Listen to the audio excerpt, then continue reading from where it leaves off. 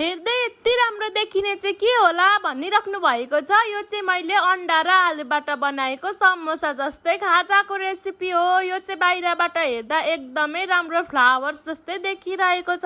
बाहिरबाट हेर्दा जति राम्रो देखिन्छ नानी बाबुहरूले पनि त्यति नै मन पराएर खान्छन्। मैले चाहिँ यो बनाउनको लागि आलु, अन्डा, धनियाँ, प्याज, खोर्सानीलाई लिएको छु। अनि आलु र अन्डालाई चाहिँ कोरेसोमा कोरेर राखेको छु। अनि एउटा बटुकामा कोरेर राखेको आलु, अन्डा, खोर्सानी, प्याज र धनियाँलाई राखिसकेपछि मैले थोरै नुन र धुले खोर्सानी पनि राखिदिएको छु। अनि यसलाई चाहिँ मजाले मुसेर यसको डोलाई रेडी गरेको छु। अनि मैले पिठोलाई पनि मुसेर रेडी गरेर राखेको थिएँ। अनि मैले चाहिँ त्यो पिठोबाट केही पोर्सनलाई लिएर रोटीलाई बेलिदिएको छु। अनि त्यसको साइडलाई चाहिँ कट गरेर रोटीमाथि अघि बनाएर राखेको आलुको फिलिङ्सलाई हातमा लिएर लाम्चो लाम्चो डिजाइन दिएर राखिदिएको छु। अनि रोटीलाई चाहिँ बिचमा डिजाइन दिनको लागि मैले कट गरिदिएको छु। अनि यसलाई बिस्तारै हल्का हातले रोल गरिदिएको छु। अनि रोल गरिसकेपछि चाहिँ मैले यसलाई हल्का हातले यसको फेद र टुप्पोलाई जोडिदिएको छु। मैले चाहिँ यसलाई बिस्तारै एउटाको भित्र अर्कोलाई हालिदिएको छु। तपाईहरु पनि भिडियोमा देखाए जसरी नै गर्न सक्नुहुन्छ। अनि हाम्रो डिजाइनर वाला खाजा चाहिँ बनेर रेडी भइसकेको छ।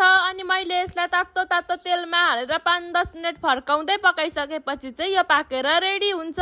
यो खाजा चाहिँ तपाईहरुले टमाटरको चटनीसँग पनि खान सक्नुहुन्छ। अनि मैले चाहिँ यो खाजालाई टिफिनमा हालेर रेडी गरे अनि स्कुलतिर लिएर गए। अनि मेरो छोरीलाई खानको लागि दिए। उसलाई चाहिँ यो एकदमै मिठो लाग्यो अरे।